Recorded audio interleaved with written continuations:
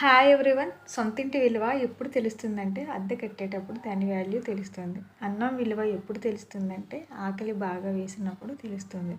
ప్రేమ విలువ ఎప్పుడు తెలుస్తుందంటే బంధం విడిపోయినప్పుడు తెలుస్తుంది. ఆరోగ్యం విలువ ఎప్పుడు తెలుస్తుందంటే అనారోగ్య పాలైపోయినప్పుడు మాత్రమే తెలుస్తుంది. జీవితం విలువ ఎప్పుడు తెలుస్తుందనగా వయసు అయిపోయినప్పుడు మాత్రమే తెలుస్తుంది. ఇవన్నీ ఉన్నప్పుడు దేనికి భయపడతారనగా ప్రాణానికి మాత్రమే భయపడతారు.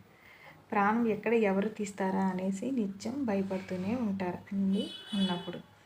సో ప్రతి ఒక్కరూ కూడా నాకే ఉన్నాయి కష్టాలు, నేనే బాధలు పడుతున్నాను, నాకే సమస్యలు ఉన్నాయనేసి ఎప్పుడు భయపడుతూ బాధపడుతూ ఉండకూడదు. దానివల్ల మానసికంగా అనారోగ్య పాలవుతారు, కానీ దానివల్ల వచ్చింది ఏమీ లేదు. ప్రతి ఒక్కరికి కూడా వాళ్ళ వాళ్ళ స్థాయిని బట్టి ప్రతి ఒక్కరికి అన్ని సమస్యలు ఉంటాయి. ఏదో ఒక సమస్య వెంటాడి వేధిస్తూనే ఉంటుంది. సో మనం అన్నింటినీ దాటుకుంటూ వాకౌట్ చేసుకుంటూ వెళ్ళిపోవడమే. భగవంతుడు మనకిచ్చిన వాటిని సంతోషంగా స్వీకరించి మనశ్శాంతిగా జీవిస్తే చాలు.